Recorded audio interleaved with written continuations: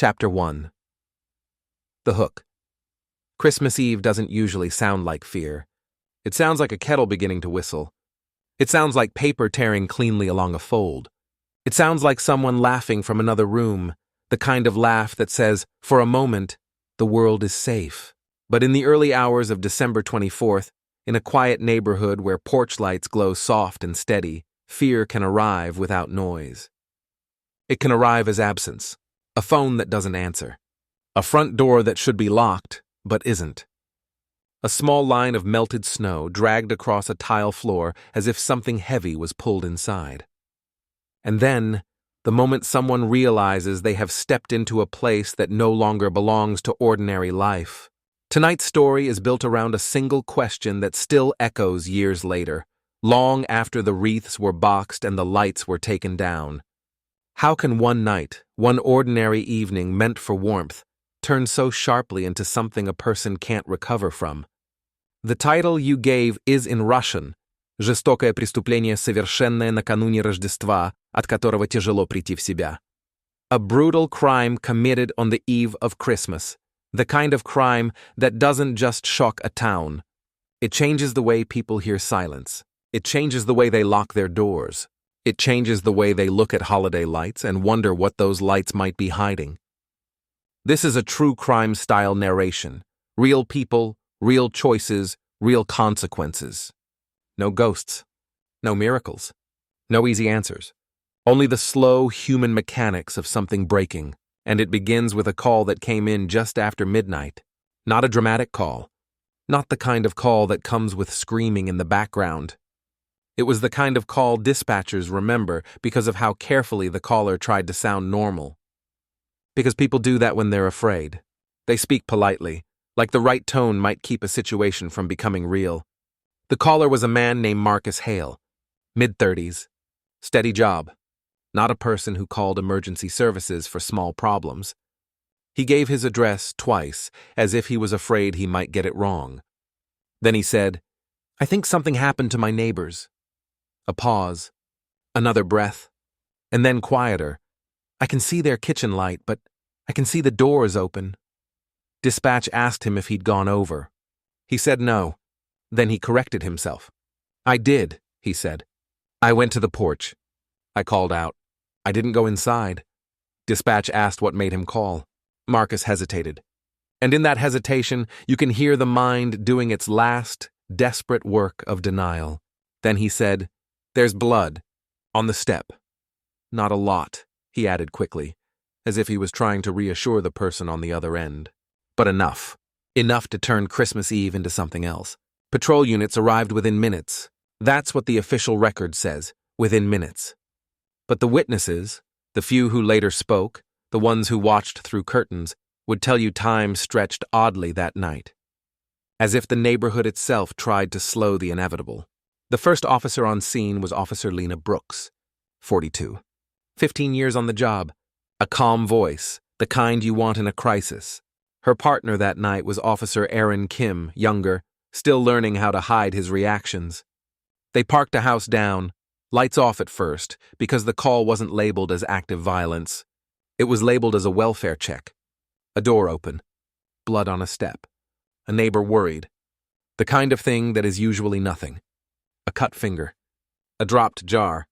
A forgotten lock. But Lena Brooks walked up the driveway and saw what Marcus Hale had seen. The front door cracked wide. A thin, cold ribbon of light spilling onto the porch. And on the step, near the left corner, a smear that didn't belong to any holiday. It was dark and tacky. Fresh enough to catch the porch light and dull it. The air smelled like pine from someone's decoration. It also smelled like something metallic, faint but unmistakable. Lena raised her hand for Aaron to stop behind her. She called out, "Police!" Her voice was controlled, almost gentle. She waited. No answer. She called again. Still nothing. In the doorway, she could see the edge of a welcome mat, slightly folded, like a foot had caught it. A house is supposed to feel lived in. Even in the middle of the night, it gives small signs, an appliance hum, a thermostat click, the soft tick of cooling pipes.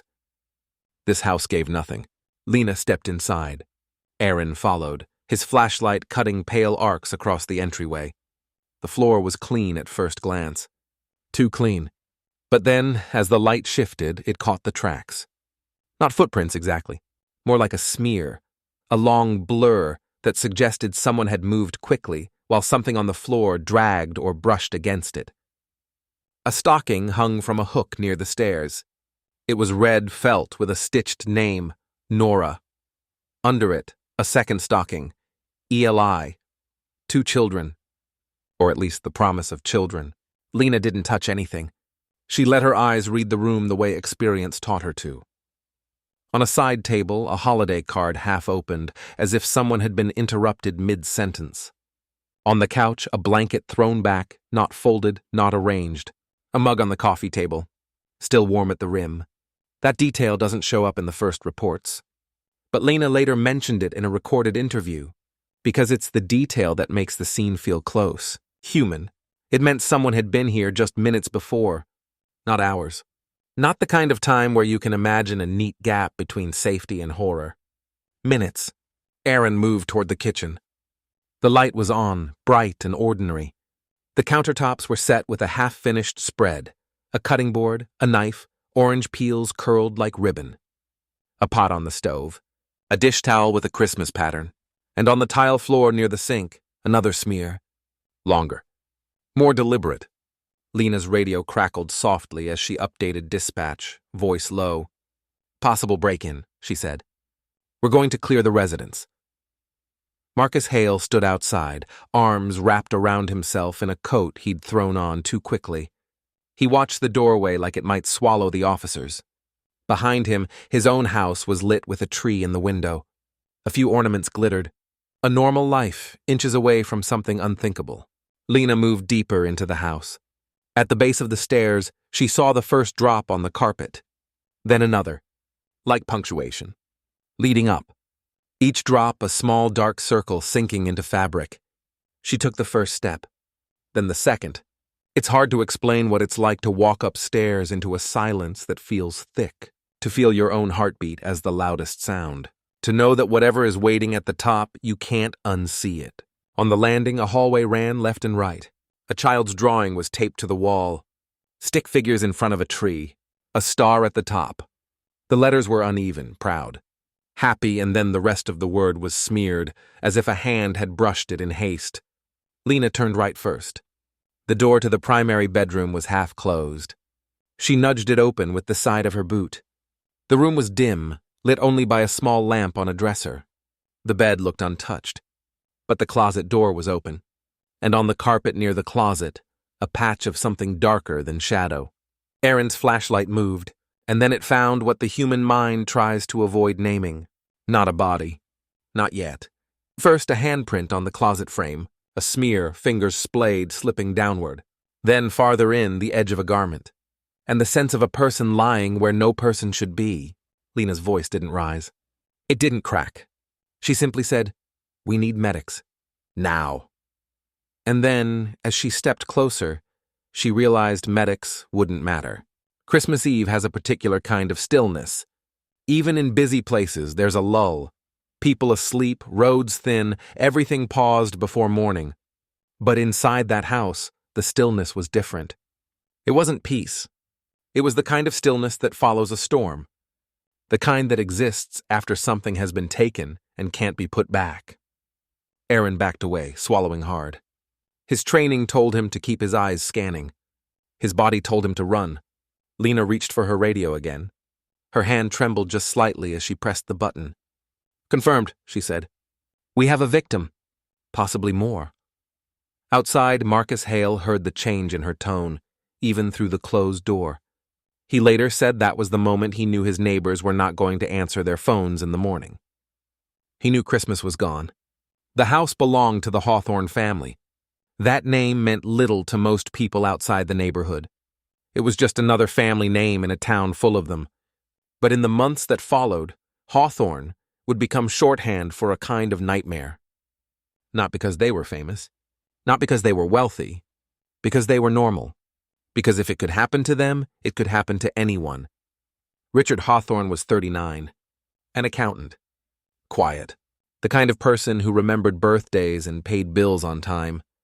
His wife, Claire Hawthorne, was 37, a pediatric nurse who worked long shifts and came home smelling faintly of antiseptic, bringing stories she never told in detail because she didn't want darkness in the house. They had 2 children, Nora 8, Eli 5. Neighbors described them in the way neighbors do when they don't know much. Nice, friendly, kept to themselves mostly. Claire waved from the driveway. Richard shoveled his own sidewalk and sometimes his neighbor's. Nora rode her bike in the summer with her hair in a tight braid. Eli carried a toy dinosaur everywhere, even when it didn't fit the season. On the evening of December 23rd, they had been seen. This matters, because people like to imagine victims disappearing into the dark without warning. But the truth is worse. The truth is they were visible. They were present. They were doing the same things you might have done. At 6:15, Richard stopped by a grocery store 2 miles away. A cashier remembered him because he bought a last-minute gift card and apologized for holding up the line. At 7:10, Claire texted her sister, Olivia Mercer, a photo of the kids in matching pajamas. They were holding a plate of cookies, half-eaten. Claire's message read, "We tried." "They already found them," Olivia replied with laughing emojis and told her to save some for Santa. At 8:45, a neighbor heard laughter through the wall. The thin, muffled sound of a family movie. At 9:30, someone, no one knows who, took a small trash bag out to the curb. That's a detail that comes from a security camera down the street. A figure moving in a coat, face indistinct, shoulders slightly hunched. At 10:12, the Hawthorne house went quiet. Lights went off room by room. Kitchen last. At some point after that, something came to the door. Something that made the front lock irrelevant. And whatever happened next moved fast enough that a mug was still warm when police arrived. It's tempting to think a scene like this announces itself. Broken windows, shattered furniture, chaos.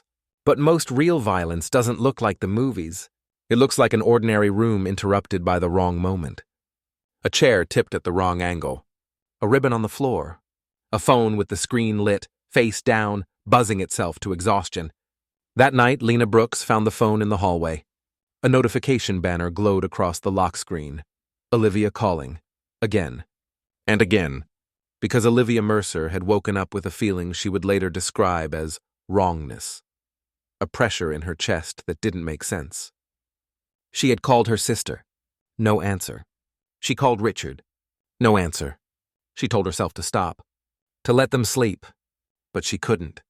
She called again and again until the calls began to stack like stones. She didn't know that her sister's phone was lying on a carpet, face down, lit by its own panic. By the time additional units arrived, the street outside the Hawthorne home had filled with that quiet kind of activity police scenes create. Cars parked at strange angles, uniforms moving in and out, flashlights flashing briefly, then disappearing. The neighbors watched in pieces, from windows and from behind curtains, not wanting to be seen watching. And somewhere, a child began to cry, woken by a parent who couldn't hide fear in their voice. A crime scene tech named Daniel Sloan arrived just before 1 a.m. He would later testify about the first thing he noticed. Not the blood. Not the body. The smell. Not just metallic, but sweet, like spilled juice beginning to sour, like a holiday candle burned too long. The combination that makes a person's stomach tighten with instinct. Daniel put on gloves and shoe covers at the threshold. He stepped inside, and in the entryway he saw something small and bright near the baseboard. A jingle bell fallen from a decoration. A trivial object. The kind you step on and laugh about. Here, it looked like evidence. It looked like a witness that couldn't speak. In the kitchen, the cookies were still out. A plate with a few crumbs and a smear of chocolate. Milk in a glass, a thin skin forming on top. Someone had tried to make a night feel special. Someone had succeeded, until they didn't. Lena Brooks stood in the hallway and listened to the house. She would later say she expected to hear something. A groan, a whimper, a sign that someone was still alive. But the house offered nothing. No movement behind doors, no breathing. Only the faint buzz of a refrigerator. Only the ticking of a cheap wall clock shaped like a snowman. Tick, tick, tick, each second arriving indifferent. There are moments that become fixed points in a person's memory. Not memories you can soften. Not memories you can file away. Fixed points. For Marcus Hale, it was the sight of that open door. For Olivia Mercer, it was the sound of her calls going unanswered. For Officer Aaron Kim, it was the first time his flashlight found something his mind refused to accept. For Lena Brooks, it was the children's stockings hanging by the stairs, stitched with names that suddenly felt like accusations. Noraele. Because the question that hangs over every scene like this is not just who, it's how. How does a home become a crime scene while the rest of the world keeps sleeping? How does a holiday turn into an anniversary of grief? How does a person go from wrapping gifts to being cataloged in photographs, measured in angles and distances, reduced to a report? Outside, snow began to fall. Small flakes at first, then thicker, turning the street into something almost beautiful. The kind of snowfall you remember from childhood. The kind of snowfall that makes you want to step outside and breathe it in. That night, the snow didn't feel like magic. It felt like erasure, like the sky was trying to cover up what had happened. By 2 a.m., the street was sealed with tape. By 3, the Hawthorne home was officially a homicide scene. The exact number of victims was not announced to the neighbors. The officers were careful with their voices outside. But people heard enough. They saw enough. And in the morning, when families woke to Christmas Eve, the neighborhood woke to a different kind of ritual. Parents checking windows. Parents whispering behind closed doors. Children asking why there were police cars on the street. Adults answering with lies that sounded thin. A break-in, someone said. A gas leak, someone else offered, desperate for a cause that felt less human. But inside that house, the truth was already waiting, heavy and unmovable. And the worst part was this. No one could yet say why the Hawthornes. No one could yet say who had come through that door. No one could yet explain how the night had turned so quickly. All they could do was trace the first visible line of the story, a smear on a porch step, a door left open, a neighbor who looked out and made a call, and a family that had been alive a short time earlier, making cookies and sending photos, believing, like most of us do, that Christmas Eve is protected by tradition. By warmth, by the simple assumption that the world will behave. It didn't. And by the time the sun rose, the town would begin to learn what it means to carry a crime like this. Not as news, as a weight, as something that settles into the bones. Because some nights don't end when the lights come on. Some nights keep going. Character count. No spaces. 13,723 continue to the next chapter. Chapter 2. Context and People. Before the Hawthorne house became a place people whispered about, it was just another structure on a quiet street. Gray siding, white trim, a modest porch with a railing that needed repainting. The kind of house built for longevity, not attention. It sat in a neighborhood designed around predictability. Streets curved gently. Sidewalks were wide enough for strollers. Lawns were trimmed not because anyone loved yard work, but because that was the unspoken agreement. You take care of your square, and in return, you're allowed to believe nothing bad will happen here. Richard Hawthorne liked that idea. He had grown up in a louder place. Apartments. Sirens. Doors slamming at all hours. When he and Claire bought the house 8 years earlier, he told people it felt like exhaling for the first time. Richard was methodical, careful, the kind of man who planned vacations months in advance and still packed twice as many socks as he needed. His co-workers described him as dependable, which is another way of saying invisible. He didn't argue. He didn't gossip. He showed up early and stayed late when deadlines pressed. At home, his order softened. He let the kids scatter toys across the living room. He left notes for Claire on the fridge, small reminders written in neat block letters. Trash night. Milk. Love you. Claire Hawthorne balanced him. Where Richard measured, Claire absorbed. Her job as a pediatric nurse meant she spent her days moving between small beds and smaller bodies, speaking in reassuring tones while doing things that hurt. She learned how to keep her face calm when parents were panicking. How to smile while delivering instructions that could change a family's life. At home, she was quieter than people expected. She listened more than she spoke. When neighbors asked how work was, she said, busy, and meant 1,000 other things she didn't want to unpack. Her sister Olivia sometimes teased her for it. "You hold everything in like a locked drawer," Olivia once said. Claire smiled and replied, "Someone has to." They met in college, Richard and Claire. Not a dramatic meeting. A shared study group, a mutual friend. Coffee that turned into a habit. Their relationship was built on accumulation, not fireworks. Small routines, shared calendars, a slow understanding that they could exist in the same space without friction. When Nora was born, Richard cried quietly in the hospital bathroom because he didn't want to make a scene. When Eli arrived 3 years later, he held Claire's hand and didn't let go until a nurse pried his fingers loose. From the outside, the Hawthorne family looked like a catalog image. But from the inside, it was simpler. Morning chaos, forgotten lunches, arguments about bedtime that ended in compromise. Nora was serious for her age. She liked structure, lists, rules. She corrected adults when they misspoke and felt deeply embarrassed afterward. Eli was different. He lived in motion, ran everywhere, asked questions without waiting for answers. He loved dinosaurs not because they were fierce, but because they were gone. They disappeared, he told Claire once wide-eyed. All of them. Claire nodded and said, "Yes, they did." Eli thought about that for a long time. The week before Christmas had been busy. School concerts, work deadlines, a stomach bug that passed through the house like a mild storm. Nothing that stood out. On Monday, Claire worked a double shift after a coworker called in sick. On Tuesday, Richard stayed late to finish end-of-year reports. On Wednesday, Nora brought home a handmade ornament with her name misspelled. She didn't notice. Richard did, and corrected it carefully with a marker.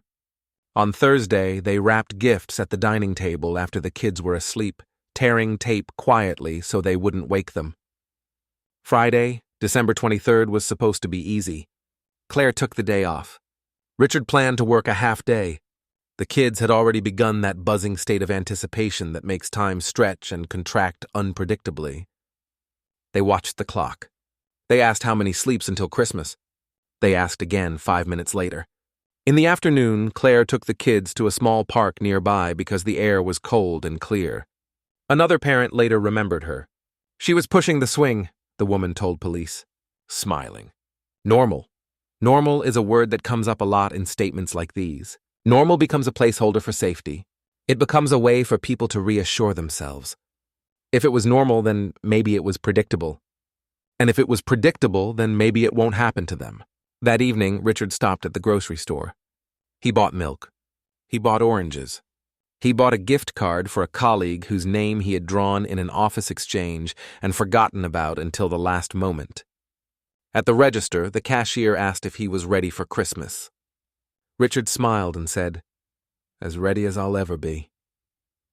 Back at the house, Claire was already in the kitchen. Music played softly from her phone. Something instrumental.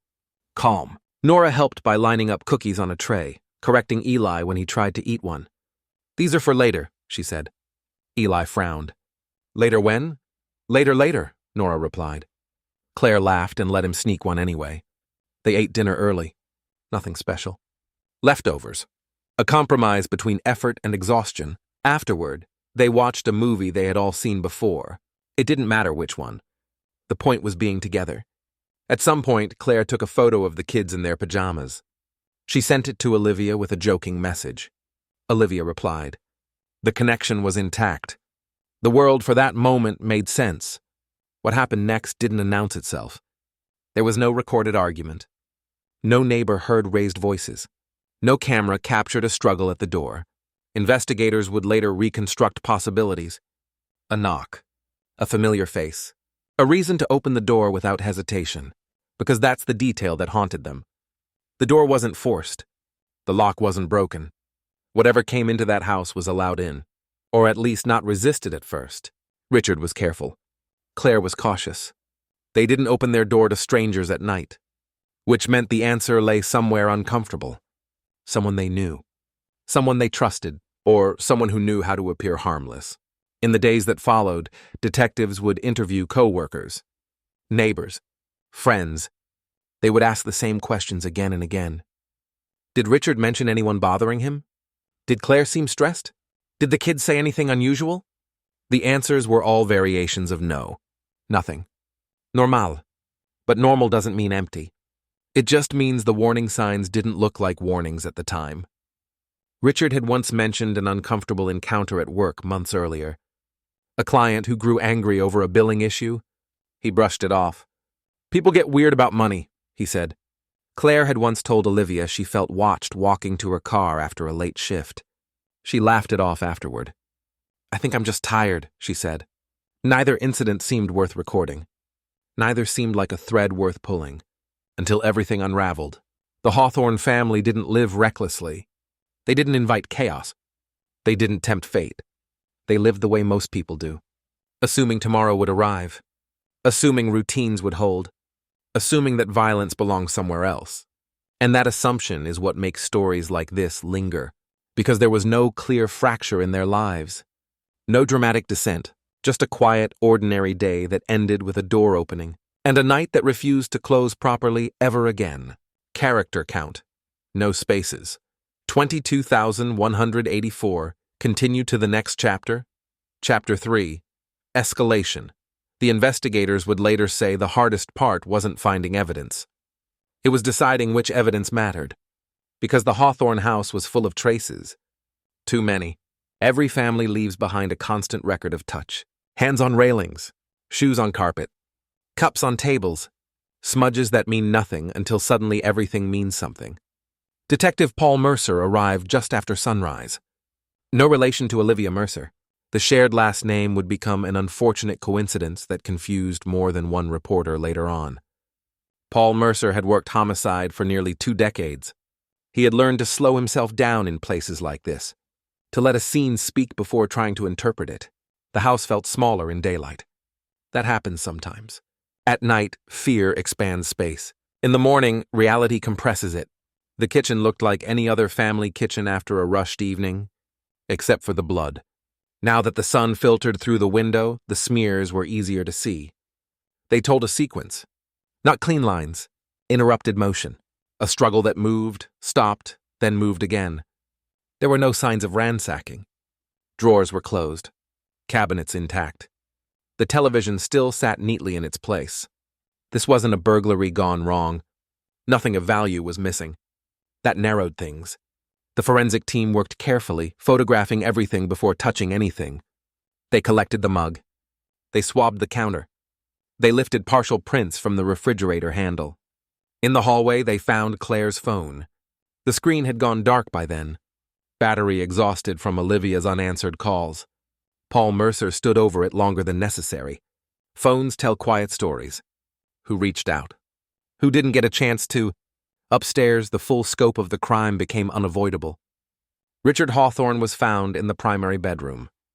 The position of his body suggested he had tried to retreat. There were defensive injuries, forearms, hands, evidence of someone fighting not just to survive but to protect. Claire was found in the hallway outside the children's rooms. Not inside, outside, as if she had been moving toward them, or standing in the way. That detail would come up again and again. Nora and Eli were found together. Their room showed signs of haste. A blanket pulled halfway off the bed. A toy crushed beneath a foot. The investigators would never release exact details to the public. They didn't need to. The knowledge that children were involved was enough to harden the air around the case. Detectives aren't supposed to rank victims, but they're human. And scenes like that change how they sleep, change how they drive home, change how they look at their own children.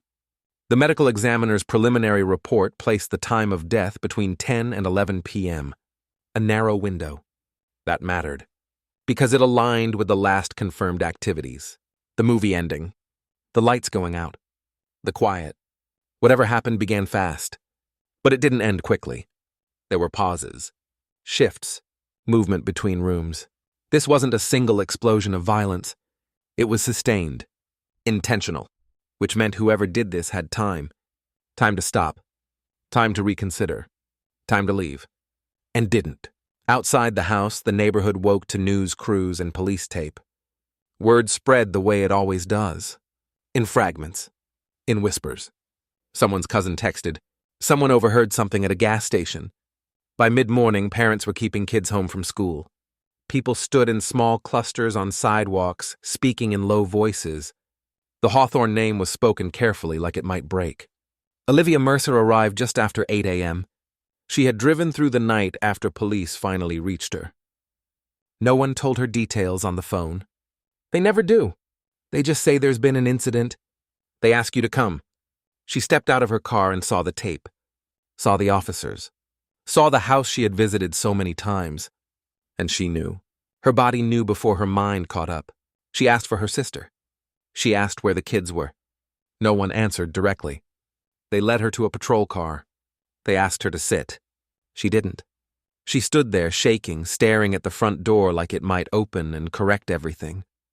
It didn't. Detective Mercer spoke to her later that day, gently, professionally. He asked about recent stress, conflicts, anyone who might want to hurt the family. Olivia answered through tears and disbelief. No one, she kept saying. There's no one. But investigators don't get to accept that answer. They have to keep asking. They examined Richard's work life. The angry client came up. He was questioned. Cleared. They examined Claire's job. Hospital staff. Patients' families. Nothing escalated beyond the ordinary tensions of medical work. They examined neighbors. No one had seen anyone unfamiliar. No strange cars. No arguments. No alarms. Security cameras were checked. The figure seen taking out the trash remained ambiguous. Too blurry to identify. Could have been Richard. Could have been someone else wearing a coat and knowing exactly when to move. That possibility tightened the case instead of opening it. Because it suggested familiarity, comfort, knowledge of routine. Then came the detail that shifted everything slightly off balance. A fingerprint. Partial. Smeared. Lifted from the inside of the front door. It didn't belong to anyone in the house. It didn't belong to any officer. It belonged to someone not yet in the system, which meant two things. Either the person had never been arrested, or they were careful enough not to be. The lab worked fast. They always do in cases like this. Public pressure doesn't allow slowness. But DNA takes time, and time is where fear grows. The press began to speculate. Was it targeted? Was it random? Was there a threat to the community? Police tried to project control. They said there was no immediate danger. But they couldn't say why. They couldn't say who. And that uncertainty seeped into daily life. People locked doors earlier. They double-checked windows. They stopped answering knocks at night. Christmas Eve arrived anyway. The date on the calendar didn't care what had happened. Lights went on. Trees were decorated. Families tried to pretend. But every song sounded wrong. Every celebration felt borrowed. Because somewhere in town, a house stood dark and silent. And inside that silence, a presence lingered. Not a ghost. Something worse. An unanswered question. The knowledge that someone had walked into a family's life and dismantled it piece by piece. And then walked back out. Character count, no spaces. 30,961. Continue to the next chapter. Chapter 4. The Turning Point. The moment investigators later called the turning point did not arrive with sirens or sudden clarity. It arrived quietly. On the third day after the murders. By then, Christmas had passed in name only. Wrapping paper sat untouched in many homes. Trees stayed lit around the clock, as if darkness had become something people were afraid to invite in. Detective Paul Mercer had slept less than 8 hours in 3 days. He wasn't alone. The entire task force moved through those hours with the brittle focus of people who knew mistakes would echo forever. They had evidence. They had timelines. They had fragments. What they didn't have was cohesion, until a technician from the state lab called just after 6 in the morning. Not with DNA, with something smaller, something easier to miss. The fingerprint from the front door had been run again through a secondary database. Not criminal records, employment background checks, volunteer registries, licensing systems. The print matched a man named Daniel Reeves, 34 years old. No criminal history. No arrests. No convictions. He worked as an independent home services contractor. Repairs, installations, seasonal work. He had been in the Hawthorne home once before. Legally, 8 months earlier, Claire Hawthorne had called a local service company about a faulty smoke detector in the upstairs hallway. The invoice listed Daniel Reeves as the technician dispatched. Paul Mercer stared at the file longer than he should have. This wasn't confirmation, but it was gravity. A name that connected to a door. A reason for familiarity, a face that might not have triggered alarm. The turning point in cases like this isn't certainty, it's direction. Detectives pulled Reeves's records. He lived alone in a rented duplex 15 miles away. No partner, no children. Few close contacts. He had grown up in the area, graduated from a local high school. Described by former coworkers as quiet, reliable, a little intense. Nothing that screams violence, which is often how these things are. They obtained a warrant. Carefully, by the book. Because if they were wrong, the consequences would be irreversible. They arrived at Reeves's residence just after noon. Uniformed officers stayed back. Mercer and another detective approached the door. They knocked. Waited. Knocked again. Finally, footsteps. The door opened a fraction. Daniel Reeves stood there in a gray sweatshirt, eyes bloodshot, hair unwashed. He looked tired. Not startled. Not confused. Just tired. Yes, he said. Mercer identified himself. Reeves nodded slowly, as if he'd expected this eventually. They asked if they could come in. He hesitated, then stepped aside. Inside, the duplex was sparse, clean but impersonal. A couch, a small table, no holiday decorations, no photographs. In the kitchen, a sink full of dishes. In the living room, a laptop open but dark. Mercer noticed the man's hands. Small cuts. Healing. Nothing dramatic, but noticeable. They asked him where he had been on the night of December 23rd. Reeves didn't answer immediately. He sat down, put his hands together. I was home, he said finally. Alone. No alibi. No witnesses. When Mercer mentioned the Hawthorne family, something shifted. Not panic. Not denial. A tightening. A closing. Reeves swallowed. I fixed their smoke detector, he said, unprompted. Yes, Mercer replied. You did? Reeves nodded again. They were nice, he added. The kids were polite. The way he said it made the air change. Because it sounded like ownership of memory, like nostalgia.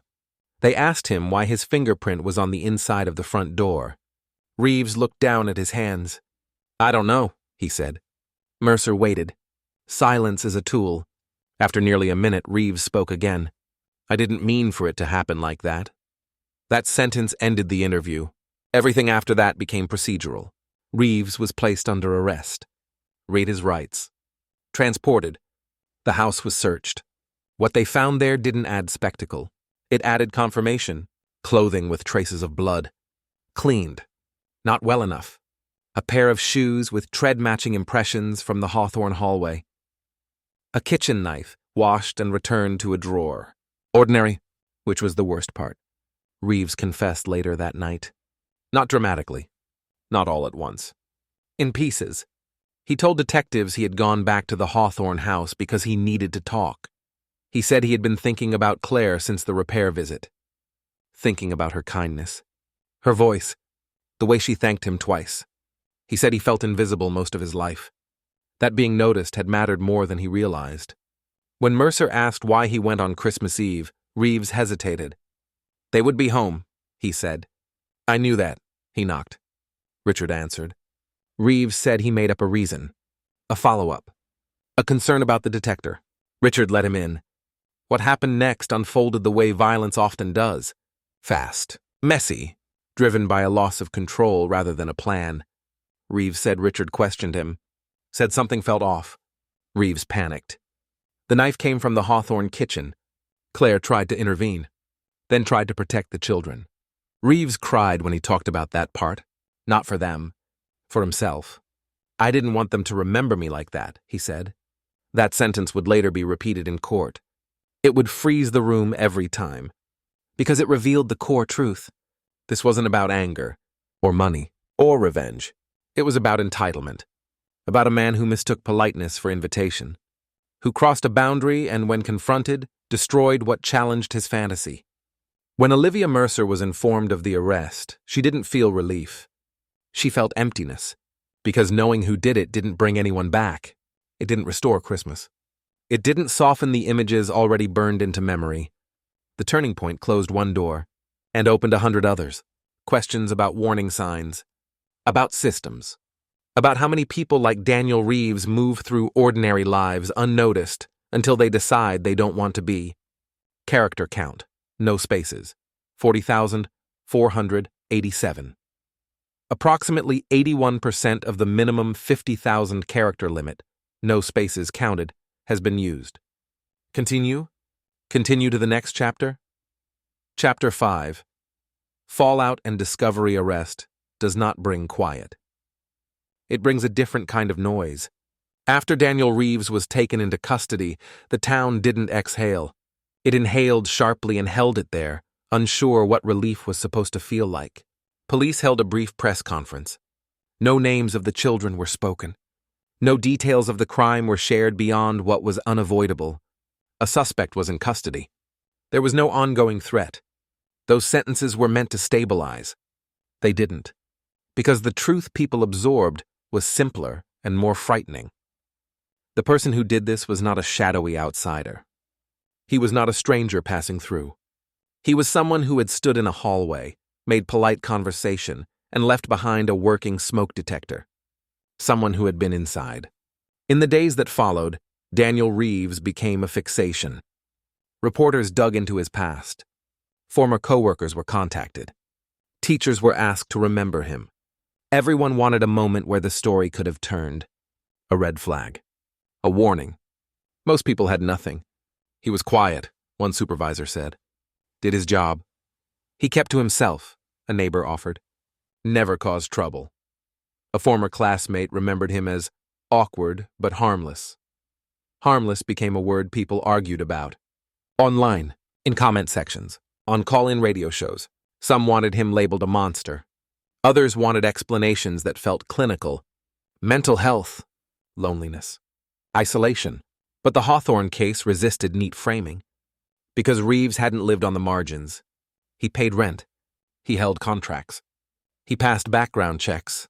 He existed inside the same systems everyone else trusted. The legal process moved forward with brutal steadiness. Reeves was charged with 4 counts of first-degree murder. No plea deal was offered. The district attorney made it clear from the start. This was not a case for compromise. At the arraignment, Reeves stood silent. He did not look toward the gallery. He did not look toward Olivia Mercer, who sat rigid in the front row, hands clenched so tightly her knuckles were white. When the charges were read, her breath caught. Not because she didn't know. Because hearing it formalized made it permanent.